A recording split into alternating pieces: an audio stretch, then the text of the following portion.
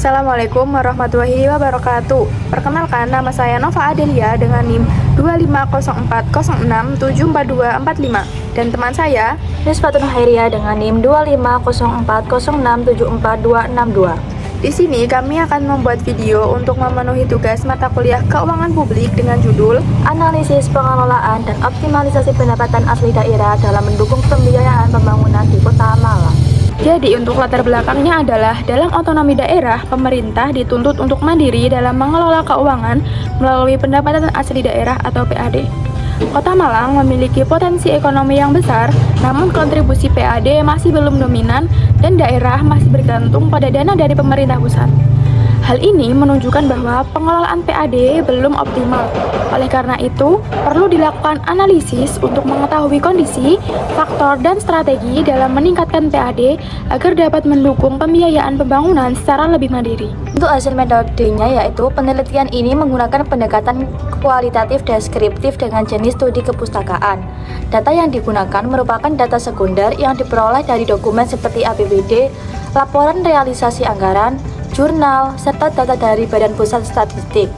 Teknik pengumpulan data dilakukan melalui dokumentasi dan studi literatur. Kemudian, dianalisis menggunakan metode analisis konten untuk memahami kondisi dan pengelolaan PAD di Kota Malang. Untuk hasil dan pembahasannya sendiri, pendapatan asli daerah atau PAD Kota Malang pada periode 2019 sampai 2023 menunjukkan perkembangan yang fluktuatif. Penurunan terjadi saat pandemi COVID-19 karena aktivitas ekonomi melemah. Namun setelah itu, PAD kembali meningkat dan mencapai titik tertinggi pada tahun 2023. Hal ini menandakan adanya pemulihan ekonomi daerah.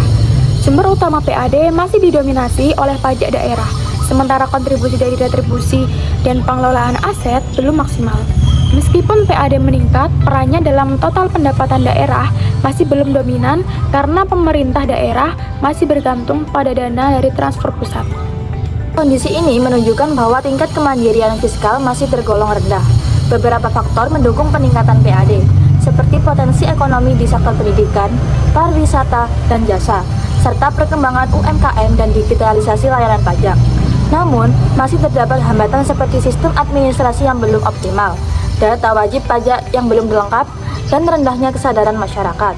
Oleh karena itu, diperlukan upaya perbaikan sistem, peningkatan pengawasan, serta pengembangan potensi daerah agar PAD dapat lebih optimal. Dari pembahasan tersebut, dapat ditarik kesimpulan bahwa pendapatan asli daerah atau PAD Kota Malang mengalami perkembangan yang cukup baik meskipun sempat mengalami penurunan akibat pandemi. Peningkatan yang terjadi menunjukkan adanya potensi besar yang dimiliki daerah.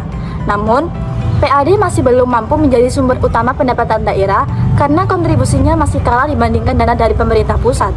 Kondisi ini menunjukkan bahwa tingkat kemandirian fiskal Kota Malang masih tergolong rendah. Oleh karena itu, pengelolaan dan optimalisasi PAD perlu terus ditingkatkan agar daerah dapat lebih mandiri dalam membiayai pembangunan. Dengan perbaikan sistem, peningkatan kesadaran masyarakat, serta pemanfaatan potensi ekonomi yang ada, diharapkan PAD dapat menjadi lebih maksimal di masa mendatang. Sekian video dari kami, semoga bermanfaat. Wassalamualaikum warahmatullahi wabarakatuh. Labana al